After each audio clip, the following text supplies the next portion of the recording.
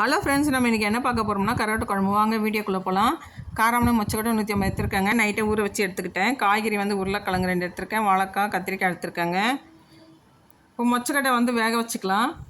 Stove பற்றிச்சு குக்கரில் போட்டு 2 whistle வச்சு வேக வச்சுக்கலாம். எல்லாத்தையும் போட்டாச்சு. இப்போ 2 டம்ளர் தண்ணி ஊற்றிக்கலாம்.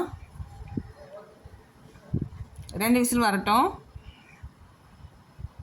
இப்போ பாருங்கள், வெந்துடுச்சு. இப்போ ஸ்டவ் பற்ற வச்சு கடாய் போட்டுக்கலாம்.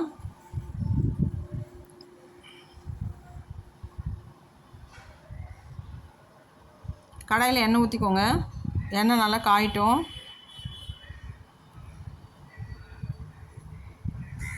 கடல் துவர்ப்பு, மிளகு, சீரகம், வெந்தயம் போடலாம்.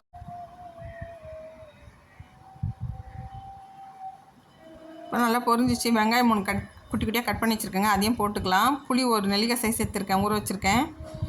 2 மிளகா கீரி போட்டுக்கலாம். பூண்டு வந்து உரித்து ஒரு 10 பல் நசுக்கி போட்டிருக்கேன். தக்காளி 2 குட்டி குட்டியாக கட் பண்ணி வச்சுருக்கேன், அதையும் போட்டுக்கலாம். நல்லா வதக்கி விடுங்க.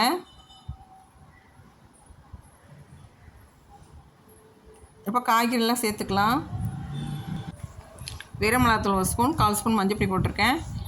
இப்போ நான் குழம்பு கொஞ்சமாக தாங்க வைக்க போகிறேன், அதனால் 2 கிளாஸ் தண்ணி ஊற்றிக்கிறேன். உங்களுக்கு வேணும்னா நிறைய தண்ணி ஊற்றிக்கோங்க. இப்போ தண்ணி ஊற்றியாச்சு. நல்லா கொதிக்கட்டும். 3 கிளாஸ் ஊற்றிருக்கேன்.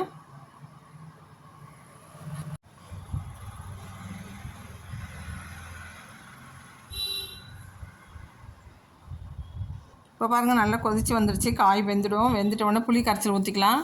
இப்போ கருவாடை கழுவி வச்சுட்டேன். இப்போ காய்கறிலாம் வெந்துடுச்சு. புளி கரைச்சல் ஊற்றிக்கலாம். வேக வச்ச மொச்சக்கொட்டையும் காரமணியும் கொட்டிக்கலாம். அதில்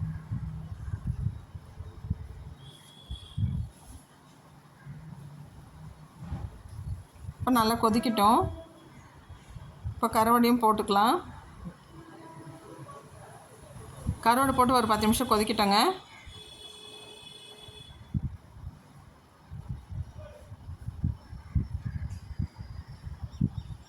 பாருங்கள், கருவாட்டு குழம்பு ரெடி ஆயிடுச்சு. கருவாட்டு குழம்பு சூப்பராக இருக்கும். கருவாட்டு குழம்பு சூப்பராக ரெடி ஆகிடுச்சு பாருங்கள். சாப்பாட்டுக்கும் கூழுக்கும் செம்ம டேஸ்ட்டாக இருக்கும். களிக்கும் செம்ம டேஸ்ட்டாக இருக்கும். பிடிச்சா லைக் பண்ணுங்கள், சப்ஸ்கிரைப் பண்ணுங்கள்.